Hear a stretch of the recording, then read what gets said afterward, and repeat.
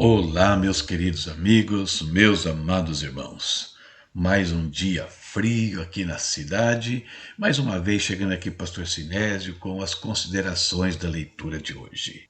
Na maratona, hoje foi dia de ler 2 Coríntios capítulo 9. E do capítulo, a palavra que eu escolhi para nossa reflexão é a seguinte: provisão. Provisão no hebraico pode ser dito por meio da palavra beraká. Esse vocábulo hebraico captura a essência da provisão no contexto de 2 Coríntios 9, e ele significa bênção. A provisão material e espiritual está intrinsecamente ligada à bênção de Deus que se manifesta de diversas formas. A bênção de Deus é uma força dinâmica que promove fertilidade e crescimento, permitindo a manifestação e expansão de sua provisão. No contexto hebraico, essa bênção se traduz em prosperidade que capacita o indivíduo a ser um canal de generosidade para os outros. A provisão divina, assim, reflete a fidelidade ininterrupta de Deus à sua aliança, sendo um sinal constante do seu cuidado amoroso. E no grego, provisão se diz epicoregio. Em 2 Coríntios 9, esse é o termo grego que melhor se alinha com a ideia de provisão. Ele significa suprir abundantemente, prover plenamente. Embora a forma nominal coregia seja relevante, o verbo epicorregio enfatiza a ação ativa e contínua de prover. Este verbo evoca pensamentos importantes. Vamos ver alguns deles. Ele significa um suprimento não só abundante, mas também constante e superabundante da parte de Deus. Essa provisão tem o propósito de capacitar os fiéis para toda boa obra, equipando-os para servir a Deus e ao próximo, não sendo destinada apenas ao consumo próprio.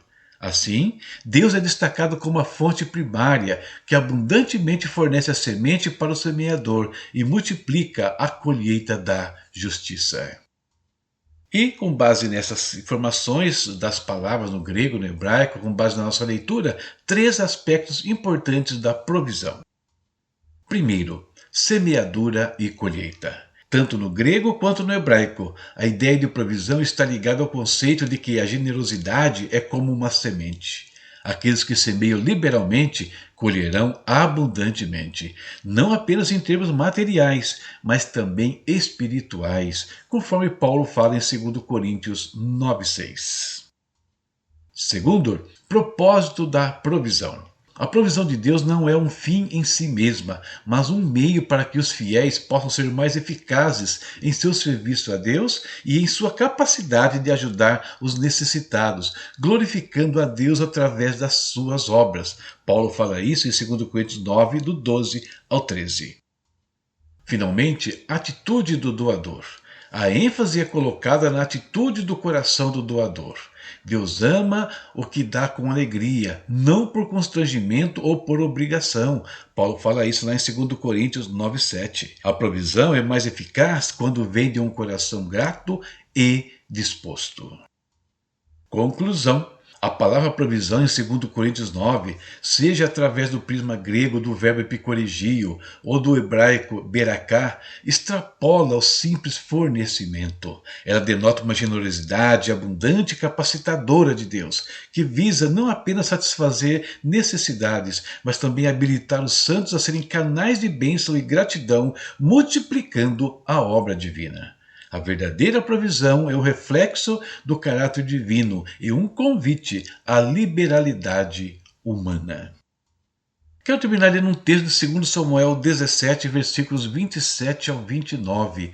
Ali nós temos a narrativa da fuga de Davi quando Absalão se revolta contra ele.